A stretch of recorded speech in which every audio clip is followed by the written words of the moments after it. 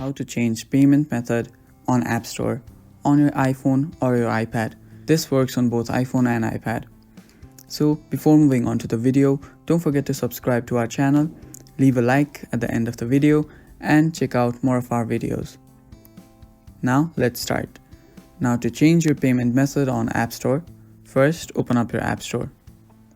After you open your App Store, click on your profile that's on the top right. After you do so, you will have to click on your profile, iCloud profile on the top.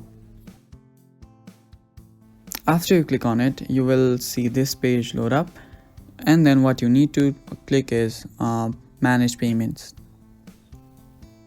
After you click on Manage Payments, you can add your payments through here, or you can go back, and there you will see Add Payment Method.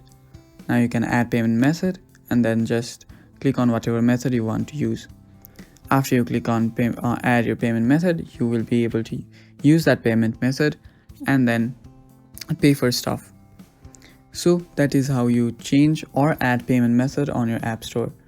Thank you for watching, guys. Stay tuned for more tutorial videos and see you.